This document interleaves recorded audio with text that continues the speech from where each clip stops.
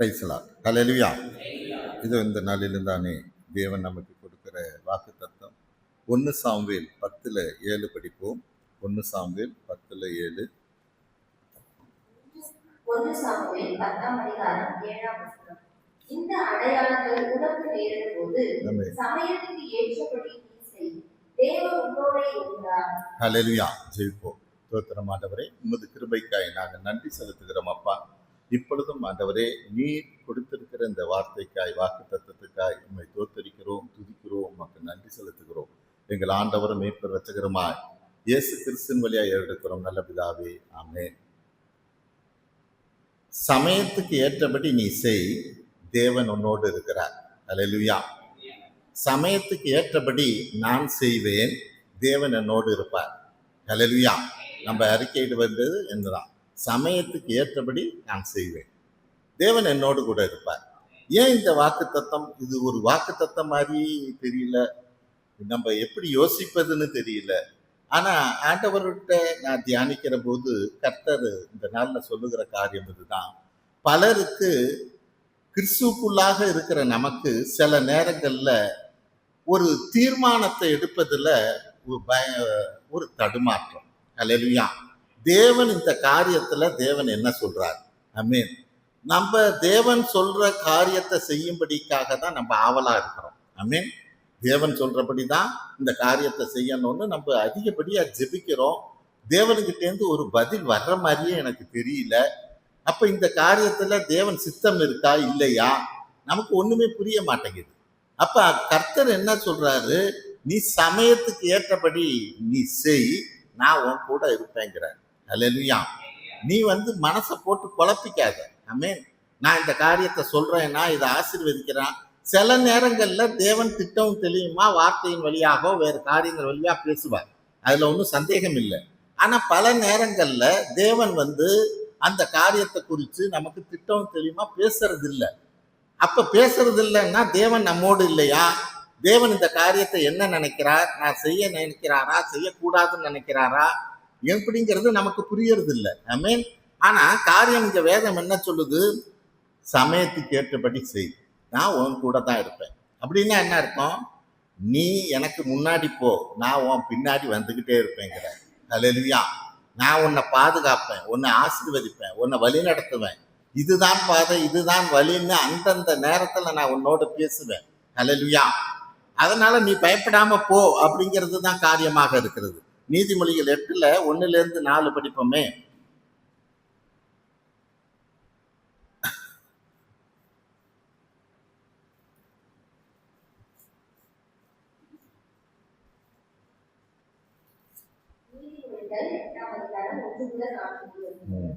ஞானம் கூப்பிடுகிறதில்லையோ, புத்தி சத்தமிடுகிறதில்லையோ, அது வழி அருகே உள்ள மேடைகளிலும் நாசந்திகளிலும் இருக்கிறது. அது ஊர் வாசலின் ஓரத்திலும் பட்டணத்தின் முகப்பிலும் நடைக்கூடங்களிலும் என்று சத்தமிட்டு, மனுஷரே உங்களை நோக்கி கூப்பிடுவேன், என் சத்தம் மனக்குதிரத்திலும் ஒலிக்கும். ஆமென். ஞானம் கூப்பிடுகிறது இல்லையோ, புத்தி சத்தமிடுகிறது இல்லையோ அப்படிங்கிறது. அந்த கடைசி வசனம் என்ன? மனுஷரே உங்களை நோக்கி நான் கூப்பிடுகிறேன், என் சத்தம் உங்க காதுல கேட்கலையாங்கிறார். ஹல்லேலூயா. இந்த ஞானம் யாரு? 1 கொரிந்தியர் 1:24 பாருங்க. 1 கொரிந்தியர் 1:24.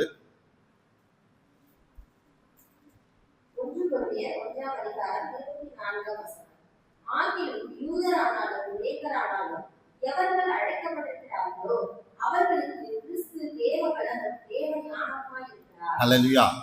அந்த அண்டர்லைன் பண்ணணும். அழைக்கப்பட்டவர்கள் எவர்களோ அவர்களுக்கு, ஆமென், அவர்களுக்கு கிறிஸ்து தான் ஞானமாக இருக்கிறார். அப்பன்னா ஞானம் கூப்பிடுகிறது இல்லையோ அப்படின்னா அப்புறம் என்ன அர்த்தம்?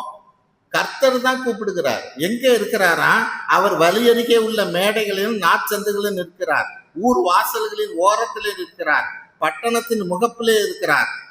மனுஷரே உங்களை நோக்கி நான் கூப்பிடுகிறேன்கிறார். ஹல்லேலூயா. அப்படின்னா என்ன?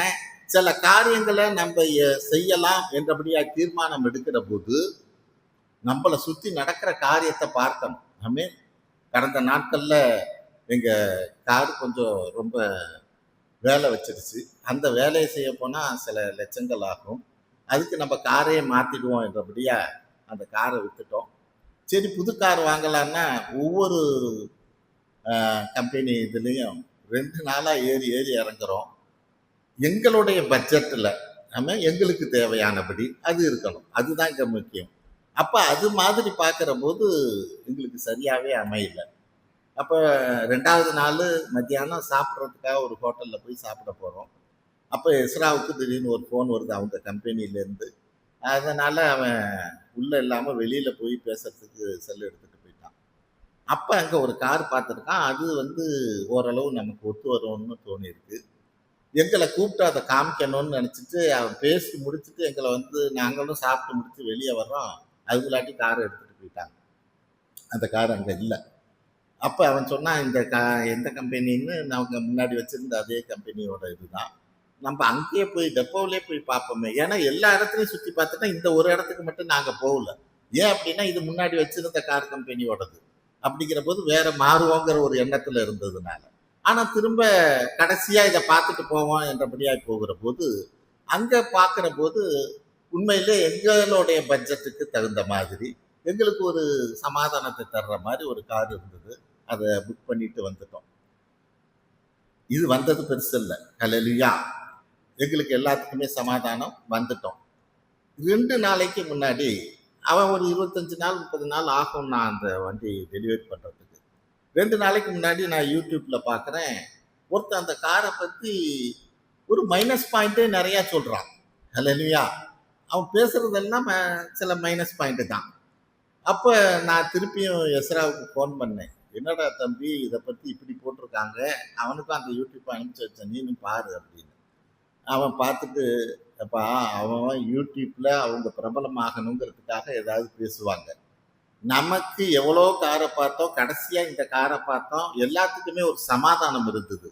அப்போ தேவன் தான் நமக்கு இதை காமிக்கிறாருன்னு சொல்லி தான் நம்ம புக் பண்ணிட்டு வந்தோம். இனிமே கொண்டு அதை பற்றி யோசிக்காதீங்கன்னா. உண்மையிலே அவன் சொன்னது எனக்கு சரியாப்பட்டது. ஹல்லேலூயா. எதுக்கு நான் இதை பற்றி நான் பேசுகிறேன் அப்படின்னா, சில நேரங்களில் நம்ம சமயத்துக்கு ஏற்றபடி நடன்னு சொல்லிடுச்சு. நான் உன் கூட இருப்பேன்னு சொல்லிட்டாரு. ஆமென். ஆனால் சமயத்துக்கு ஏற்றபடி நான் நடக்கிற போது சில நேரங்களில் கொஞ்ச நாள் ஆகிற போதோ அல்லது வேற இந்த மாதிரி இன்ஃபர்மேஷன் நமக்கு வருகிற போதோ நம்ம எடுத்த தீர்மானம் தவறாயிடுச்சோ, ஹல்லேலூயா, என்றபடியான நமக்கு எண்ணங்கள் வரும். ஆனால் முன்னாடி இருந்த ஸ்டாண்டில் நம்ம நிற்க தெரியணும். தேவன் அந்த நேரத்தில் எனக்கு சமாதானத்தை கொடுத்தார்.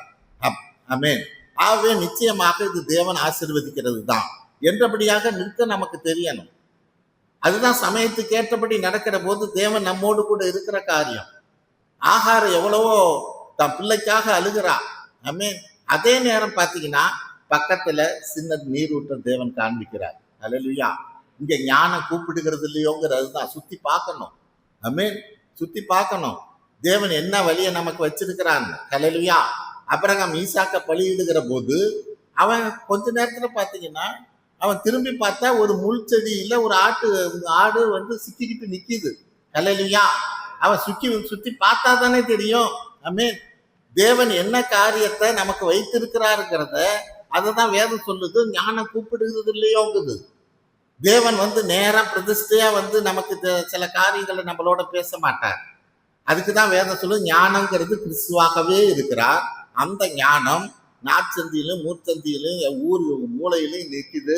அந்த ஞானம் கூப்பிடுகிற, உங்களை நோக்கி கூப்பிடுகிறேன், என் சத்தத்தை மனுப்புத்திரருக்கு தொனிக்கும் என்கிறார். ஆமென். அதை நான் அறிஞ்சுக்கிறவனாக தெரியணும். இதே நேரத்துல சில நேரங்கள்ல சமயத்துக்கு ஏற்றபடி நடக்கணுங்கிற காரியத்துல நாம் முன் செல்லுகிற போது சில தடைகள் கூட வரும். ஆமென். எப்படி? நாங்கள் இமாச்சல பிரதேஷ் போனோம். அங்கே மலையிலே தான் ஃபுல்லாக அந்த வேன் போவோம். எங்களுக்கு கூட எனக்கே போகிறதுக்கு ரொம்ப ஒரு பயம்தான். ஏன் பயம்னா, எனக்கு அதிக நேரம் காலை தொங்க போட்டுக்கிட்டு ட்ராவல் பண்ணால் கால் வீங்கி போகும், 2 கால். அங்கே எப்படின்னா ஒரு இடத்துக்கு இன்னொரு இடத்துக்கு குறைஞ்சது 6 மணி நேரம் 7 மணி நேரம் வேன்லேயே ட்ராவல் பண்ணணும். அப்போ தான் அடுத்த இடத்துக்கே போக முடியும். அப்போ அன்னைக்கு ஒரு நாள் ஒரு இடத்துக்காக பிளான் பண்ணிட்டாங்க. கிளம்புறோம், போய்கிட்டே இருக்கிறோம். போகிற போது பார்த்தீங்கன்னா ஒரு இடத்துல பெரிய பாறை வந்து மலையிலேருந்து அந்த ரோட்டில் விழுந்துருச்சு. இப்போதைக்கு கிளியர் ஆகாது. ஏகப்பட்ட வண்டி நிற்கிது. அப்போ அங்கே இருக்கிறவங்க என்ன பண்ணாங்க, அந்த இது மிஷினரிஸ் கூட வந்தாங்க. அவங்க என்ன சொன்னாங்க, இல்லை நம்ம இவ்வளோ நேரம் இந்த இடத்துல காத்துக்கிட்டு இருக்க வேண்டாம், இது கிளியர் ஆகிறதுக்கு இன்னும் 2-3 மணி நேரம் ஆகும். பக்கத்தில் ஒரு இடம் இருக்குது, சாது சுந்தர் சிங் இருக்கிற இடம், இருந்த இடம், அதை போய் நம்ம பார்ப்போம்னாரு. உண்மையிலே நாங்கள் அந்த இடத்துக்கு போனோம். ரொம்ப உண்மையிலே ஆசீர்வாதமாக இருந்தது. அவர் எந்த இடத்துல தங்கி இருந்தார், எப்படி அந்த இடத்துலலாம் ஜெபித்தார் என்றபடியா ஒரு குகை மாதிரி ஒரு இடம். அந்த இடத்த போய் பார்க்கும்படியான ஒரு கிருபை எங்களுக்கு கிடைச்சது. எதனால? அந்த பாறை குறுக்க விழுந்ததுனால தான். இல்லைன்னா எங்களுடைய காரியம் இங்கிட்டு அவர் இருக்கிற இடத்த போய் பார்க்குற மாதிரி எங்களோட பிளானே இல்லை. எங்களோட பிளானே வேற மாதிரி இருந்தது. ஆமேன். அப்ப சமயத்துக்கு ஏற்றபடி நட, நான் உன்னோடு கூட இருப்பேன்னா, சில நேரங்கள்ல நமக்கு தடைகள் வருகிற போதும் அந்த நேரம் தேவனுடைய திட்டங்கிறத புரிஞ்சுக்கணும். ஆமேன். இதை இன்னும் நல்லா எங்க பார்க்கலாம்? மத்தேயு 2:19-20 படிங்களேன். மத்தேயு 2:19-20. மத்தேயு 2ஆம் அதிகாரம் 19-20 வசனம். ஏரோது இறந்த பின்பு ம். கர்த்தருடைய தூதன் எகிப்திலே யோசேப்புக்கு சொப்பனத்தில் காணப்பட்டு, நீ எழுந்து பிள்ளையையும் அதன் தாயையும் கூட்டிக் கொண்டு இஸ்ரேல் தேசத்துக்கு போ, பிள்ளையின் பிராணனை வாங்கப்படின் அவர்கள் இறந்து போனார்கள் என்றான். ஆமேன். எங்க யோசேப்பு இதுக்கு பயந்துகிட்டு தான் எகிப்துக்கு ஓடினார், பிள்ளைய வச்சுக்கிட்டு. இப்ப கனவுல கர்த்தர் என்ன சொல்றாரு, பிள்ளைய கொல்லுவதற்காக இருந்த அந்த ஏரோது இறந்து போயிட்டான், நீங்க திருப்பவுமா எருசலேமுக்கு போகலாம் என்றபடியாக சொல்லுகிற போது இவங்க குழந்தையும் தூக்கிக்கிட்டு கிளம்புறாங்க. அதுக்கு அடுத்தது 22-23 படிங்க. ஆகிலும் அற்புதம் தன் தகப்பனாகிய ஏரோதின் பட்டத்துக்கு வந்து ம். யூதேயாவில் அரசாளுகிறான் என்று கேள்விப்பட்டு அங்கே போகும் வந்தான். அப்பொழுது அவன் சொப்பனத்தில் தேவனால் எச்சரிக்கப்பட்டு கலிலேய நாட்டின் புறகளிலே விலகி போய் நாசரேத்து என்னும் ஊரிலே வந்து வாசம் பண்ணினான். நசரேயன் எனப்படுபவர் என்று தீர்க்கதரிசிகளால் விளக்கப்பட்டது நிறைவேறும்படி இப்படி நடந்தது. ஆமென். இங்கே நல்லா கவனிக்கணும். நாசரேத்து என்றபடியாய், நசரேயன் என்றபடியாய் தீர்க்கதரிசிகளால் எழுதப்பட்டது நிறைவேறும்படியாய் இப்படி நடந்தது. ஏன் இப்படி நடந்தத அங்க எகிப்திலேருந்து புறப்படுகிற போதே நீ நாசரேத்துங்கிற ஊருக்கு போன்னு சொல்லி இருக்க கூடாது கர்த்தர்? ஆமென். ஏன் சொல்லலன்னா யோசேப்பு பயப்படுவார். ஏன்னா ஒரு புதிதான ஒரு இடம், புதுசான ஒரு ஊர், அந்த ஊருக்கு போறதுக்கு, அங்க போய் இருக்கிறதுக்கு யோசேப்பு பயப்படுவார். அதுக்காக தான் திரும்பவுமா பழையபடியான ஊருக்கே நீ வா என்றபடியா முதல்ல சொல்றாரு. ஆன் தி வே ஒரு பயத்தை உண்டு பண்றாரு. என்ன பயம்? அங்க ஏரோது அவன் இறந்து போயிட்டான், ஆனா அவனோட மகன் ஆட்சி செய்யறான், அவனும் இப்படித்தான் இருப்பான், உன் பிள்ளைய கொன்னாலும் கொன்னுடுவான் என்றபடியான ஒரு பயத்தை கொடுக்கிற போது, எவ்வளவு பாதி தூரம் வந்த பிறகு எங்க நாசரேத்துங்கிற ஊருக்கு திரும்பணுமோ அந்த இடத்துல அவங்களை நிறுத்தி அந்த பக்கம் திருப்புகிறார். அல்லேலூயா. அப்ப அங்க வசனம் என்ன சொல்லுது? ஏற்கனவே தீர்க்க தரிசனம் இருந்தது, நசரேயன் என்று எழுதும்படிக்கா, அவர் பேர் வழங்கும்படிக்கா. அப்ப முன்னாடியே தீர்மானம் பண்ணதுதான். அந்த தீர்மானம் பண்ணினத என்னைக்கு சொல்லணுமோ, எப்படி சொல்லணுமோ, எப்படி நடத்தணுமோ அப்படித்தான் அவர் நடத்துவார். அல்லேலூயா. இதை நம்ம நல்லா புரிஞ்சுக்கணும். தேவன் ஏன் சில நேரங்கள்ல நம்ம வாழ்க்கையில சில தடைகளை உண்டு பண்ணுகிறார்னா, நம்மை கொண்டு அந்த இடத்துல என்ன செய்யணுமோ அந்த காரியத்தை செய்யும்படிக்காகவே தேவன் நம்மளை திசை திருப்புகிறவராக இருக்கிறார், தடைகளை உண்டு பண்ணுகிறவராக இருக்கிறார். ஏன்னா வசனம் அப்படி. என்ன வசனம்?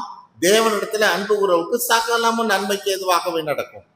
அப்ப தடைகள் வந்தாலும் அது நன்மைக்கு ஏதுவாக நடக்குதுங்கிறத நான் புரிஞ்சுக்கணும். சமயத்துக்கு ஏற்றபடி நடக்க நான் அறிஞ்சுக்கணும்.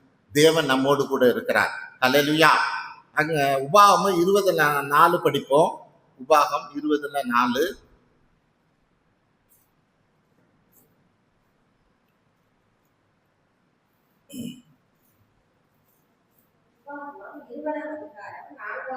ஆமென். உங்களுக்காக உங்கள் சத்துருக்களை யுத்தம் பண்ணவும் உங்களை ரட்சிக்கவும் உங்களோட கூட போகிறவர் உங்கள் தேவனாகிய கர்த்தர் என்று சொல்ல வேண்டும். ஆமென்.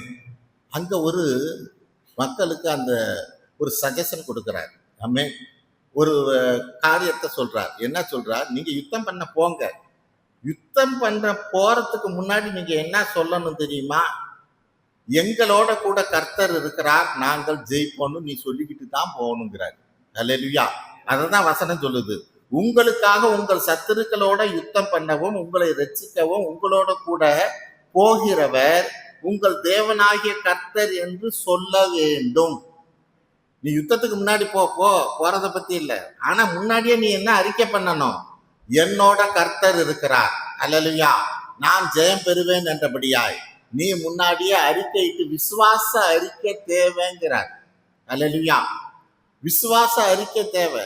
ஏன் இந்த விசுவாச அறிக்கைன்னா, பல சொல்லுகிற காரியம் என்னன்னா, இந்த மனசுக்குள்ள சொல்றதல்ல, சில காரியத்தை விசுவாச அறிக்கையாக சொல்லுகிற போது இந்த வளிமண்டலத்துல ஒரு வைப்ரேஷன் உண்டாகுமா, இந்த காரியம் கொண்டு போய் அங்க சேர்க்குமா. அல்லேலூயா. அந்த காரியத்தை ஜெயமாக கொண்டு வரும். நம்ம இன்னைக்கு தான் பாக்குறோம். எப்ப இங்க பேசினா அமெரிக்காவில் இருக்கிறவங்க உடனே ஒயர்லெஸ் இல்லாம கேட்கறாங்க. அல்லேலூயா. அடுத்த செகண்ட் பேச முடியுது. இதே ஒரு 40-50 வருஷத்துக்கு முன்னாடி இதை சொல்லியிருந்தா யாராவது கேட்பாங்களா? யாருமே கேட்க மாட்டாங்க. இது எது இங்க இருந்து என்னோட வாய்ஸ் அங்க கொண்டு போகுது? அல்லேலூயா. அதே மாதிரி தான் நான் விசுவாச அறிக்கை இடுகிற போது அந்த வாய்ஸ தேவன் இன்னும் மனுஷன் கண்டுபிடிக்கல, ஆனா சத்துருக்கள் ஓடும்படியா செய்வார்.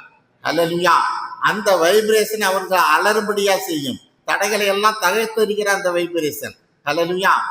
ஆகவேதான் அங்க வசனங்கள் சொல்லுகிறது, நீ வேத வசனத்தை நீ அறிக்கை இடணும். ஆமென். விசுவாசத்தை நீ அறிக்கை இடணும் என்றபடியா ரோமர்ல சொல்லும். அப்ப இன்னைக்கு நான் சமயத்துக்கு ஏற்றபடியா நடக்கணுங்கிற போது நான் நடக்கிறது மட்டுமல்ல, அப்ப தேவன் என்னோடு கூட நான் இருப்பேங்கிறார். ஆமென். அந்த சமயத்துக்கு ஏற்றபடியா நடக்கிற காரியத்துல கர்த்தர் என்னோடு இருக்கிறார். நான் இந்த தீர்மானத்தை எடுக்கிறேன். அல்லேலூயா. இந்த தீர்மானத்துல தேவன் என்னோடு கூட இருப்பார், என்னை ஆசீர்வதிப்பார். ஆமென்.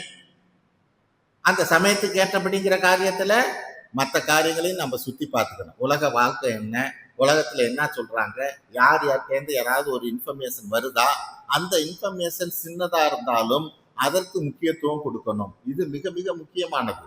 அல்லேலூயா. நம்ம நினைச்சுக்கிட்டு இருக்கிற காரியத்துல சில நேரங்கள்ல சில விஷயங்கள் நம்மளை ரீச் ஆகிற போது, நல்லதோ கெட்டதோ, ஆமென், நம்ம தீர்மானம் எடுக்கிறதுக்கு முன்னாடி யோசிச்சு பார்க்கணும். தேவன்கிட்ட தீர்ப்பும் ஜெபிக்கணும். அதான் நான் முன்பே உங்களுக்கு சொன்னேன்.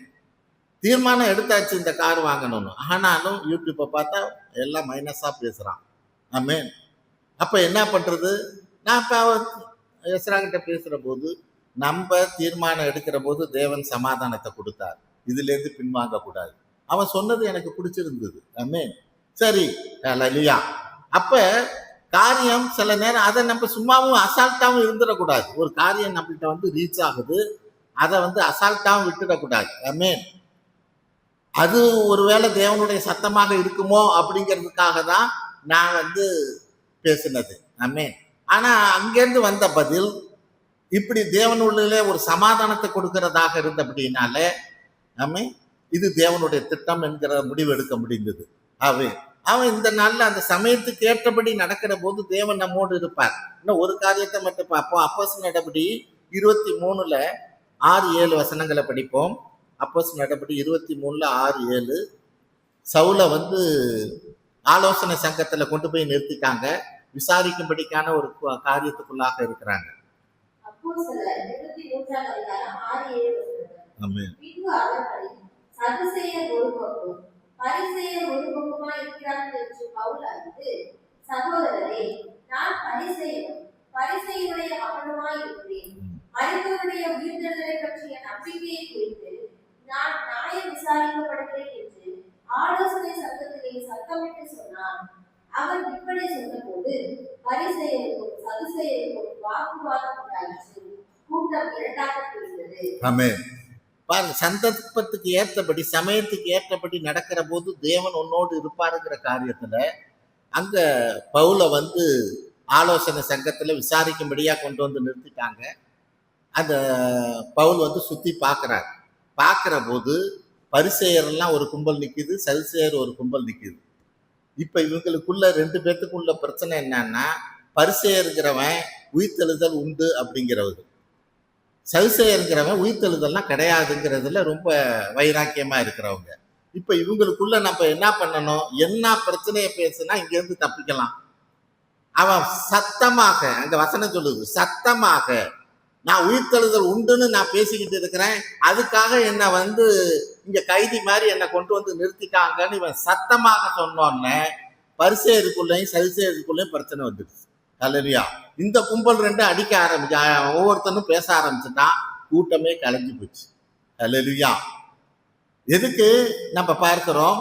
சமயத்துக்கு ஏற்றபடி நீ நட, தேவன் உன்னோடு கூட இருப்பார். அல்லேலூயா. தேவன் நம்மோடு கூட இருப்பார். அப்ப இன்னைக்கு கர்த்தருக்குள்ளாக, கிறிஸ்துவுக்குள்ளாக நம்ம இருக்கிற இன்னைக்கு ஒரு காரியத்தை, தீர்மானத்தை எடுப்பதற்கான காரியத்துல பல ஆசிலேஷன் வரலாம், பிரச்சனைகள் வரலாம், நெருக்கங்கள் வரலாம். அல்லேலூயா. தேவன் எனக்கோட திட்டம் தெளிவா பேசலையே என்றபடியான ஒரு ஏக்கம் இருக்கலாம். ஆனாலும் தேவன் சொல்றார், நான் உன்னோட கூட இருப்பேன். ஆனா சமயத்துக்கு ஏற்றபடி நட, என்னென்ன காரியம் நடக்குதுங்கிறத சுற்றி பார். அல்லேலூயா. அதன்படி நீ தீர்மானத்தை எடு, நான் அதை ஆசீர்வதிப்பேன் என்றபடியா சொல்லுகிறார். அல்லேலூயா. இந்த நாள்ல இது தேவன் நமக்கு கொடுத்திருக்கிற ஒரு வாக்குத்தத்தம் மட்டுமல்ல, இது ஒரு ஆலோசனை கர்த்தனாக நம்மோடு கூட இருக்கிறார். அது நம்மளோட படிப்பு விஷயமாக இருக்கலாம், வேலை விஷயமாக இருக்கலாம், இன்னும் தொழில் விஷயமாக இருக்கலாம், எதுவாக இருக்கட்டும். ஆமென். கர்த்தர் நம்மோடு இருக்கிறார். ஆனா சமயத்துக்கு ஏற்றபடி நடப்போம். ஆமென். அதுக்கப்புறமேலு அந்த தீர்மானத்துக்கு அப்புறம் அதை குறித்து ஒரு தயக்கங்கள் தேவையில்லை. ஆமென். தீர்மானத்தை தேவன் நிச்சயமாக ஆசீர்வதிக்கிற தேவனாக இருக்கிறார். அவர் நம்ம முன்னாடி போகிற போது அவர் நமக்கு பின்னாடி நம்மளை பாதுகாக்கிறவராக, ஆசீர்வதிக்கிறவராக, வழி நடத்துகிறவராக, இதுதான் பாதை, இதுதான் வழி என்றபடியாக நடத்துகிறவராக நம்மோடு கூட இருப்பார். ஆமென். அப்படி எழுந்து நிற்போம். நாம் ஜெபித்து முடிக்கலாம். ஸ்தோத்திரம் ஆண்டவரே, உமது எல்லையில்லா கிருபைக்காய் நாங்கள் நன்றி செலுத்துகிறோம் அப்பா. இப்பொழுதும் தேவனே, நீர் எங்களுக்கு இந்த நாளிலே ஒரு ஆலோசனை கர்த்தராக கூட இருந்து உமது வாக்கு தத்தத்தையும் எங்களுக்கு கொடுத்தபடியால் உம்மை தோத்தரிக்கிறோம், துதிக்கிறோம், உமக்கு நன்றி செலுத்துகிறோம் அப்பா.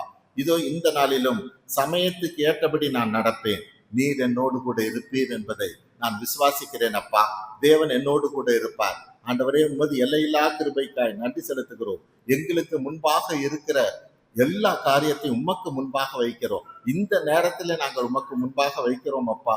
இதற்கான காரியத்தை நாங்கள் அறிந்து கொள்ள, புரிந்து கொள்ள நீர் எங்களுக்கு ஞானமாக, இதோ ஞானம் கூப்பிடுகிறது இல்லையோ, புத்தி சத்தமிடுகிறது இல்லையோ என்று சொன்னவரே, இந்த நாளிலே நீர் எங்களுக்கு ஞானமாக இருந்து இந்த காரியத்தை முற்றிலுமாய் அறிந்து கொள்ள, புரிந்து கொள்ள எங்களது ஆவியின் கண்கள் திறக்கப்பட தேவன் உதவி செய்ய வேண்டுமாய் ஜெபிக்கிறோம். எல்லாவற்றுக்கும் மேலாக தேவனே, உமது ஆசீர்வாதத்தின் கரம், பாதுகாப்பின் கரம், வழிநடத்தத்தின் கரம் எங்களோடு கூட இருப்பதாக.